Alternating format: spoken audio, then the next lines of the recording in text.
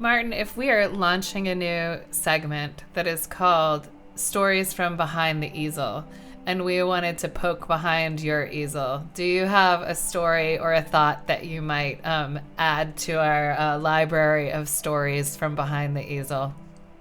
Um, Boy, I mean, it's almost when I was in Philadelphia, I drew and painted on the street a fair bit, and it's possible that may have just flooded me so much that I don't remember a ton of stories.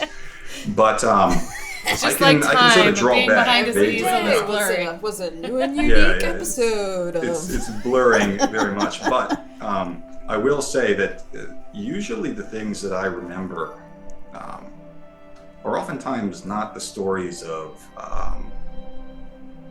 either like difficulties or things like like I don't know if I'll remember if my painting almost blows away and like gets messed up maybe, but funny things jump out at you when you're painting. I found that I remember things that I certainly wouldn't in any other situation, and I notice things and it becomes important.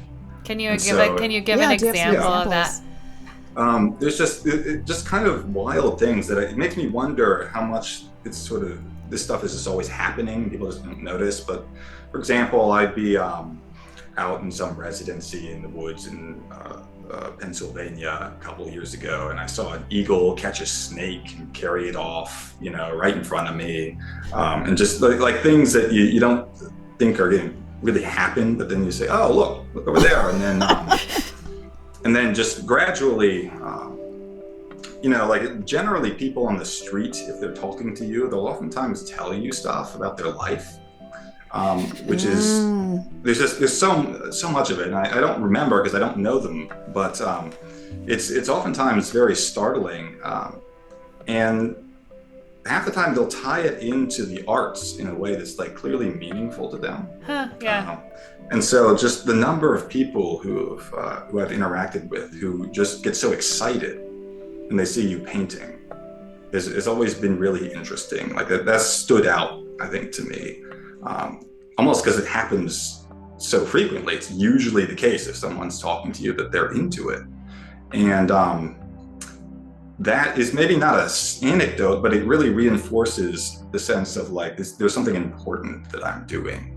I'm doing something for these people. Like they seem like there's a pep in their step after they see me out painting. So. No, I think that's a perfect answer. And what I would say is, I think that if you are out and creating artwork, you are showing vulnerability, which is something that not everybody does. And so when you are presenting yourself as vulnerable because you're creating something, you're putting yourself out there in that way, it allows people to greet you in a more open way, because you are already showing them that you are more open than maybe the average person that they are interacting with. That would be my interpretation of what you're saying, because it takes not just a certain amount of like bravado or pride or confidence in what you're doing to be doing that in a public space, but you are actually putting yourself out there in a way that not everybody would, and so I think that there is vulnerability in that. I think that's true.